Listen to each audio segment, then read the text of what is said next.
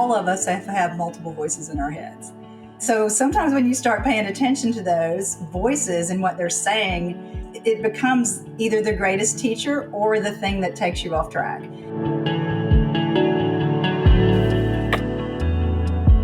We all have limiting beliefs and different saboteurs that show up. And so that's what I love is getting to know them. So there are a lot of ways that people look at it. I'm using positive intelligence for saboteurs.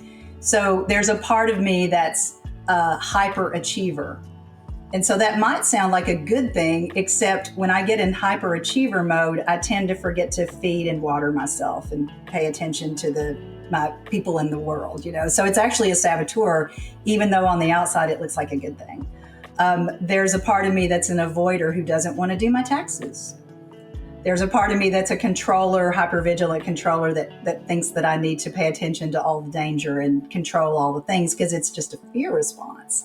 So when you start listening to those things, you realize how much time that you spend there, and you can notice them more quickly, if you know who they are, so that you can say, oh, I'm in my controller mode.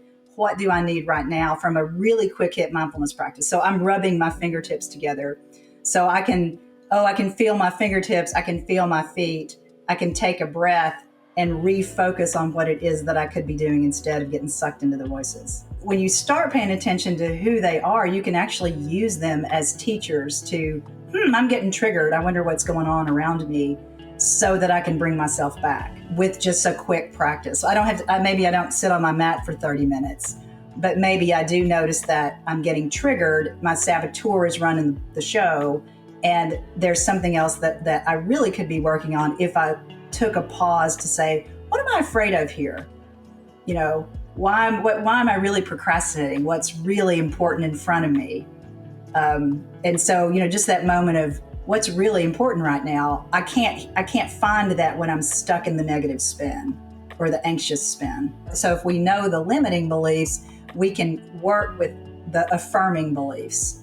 So what would you actually like to believe? So if it's, I'm not going to make any money in my business, perhaps the belief you'd like to believe is, I can make money in my business, or I can make substantial wealth with my business. Like, what would you really like to believe? And that becomes the language of the well-formed outcome, is the phrasing that I would use. But what is it that you really want? And so the more we orient our attention, that's where the mindfulness, if your attention is placed on what you really want instead of what you're afraid of, your brain can't help but execute. In our world of these high performers, medical professionals, there's a lot of misery. There's health problems. There's certainly marital problems. There's a lot of potential for using coping mechanisms that are perhaps not as healthy, whether it's drugs, alcohol, acting out in other ways. I mean, it's kind of a miserable place unless you pay attention to some of this stuff. And so that's kind of the reason I'm doing what I'm doing. Like, man, it doesn't have to be so bad. Like, we got into this because we really wanted to care for people. And the only way to do that well is to be in a place where you can be compassionate and empathetic and caring. And if you're exhausted, you cannot be there. I mean, you just can't.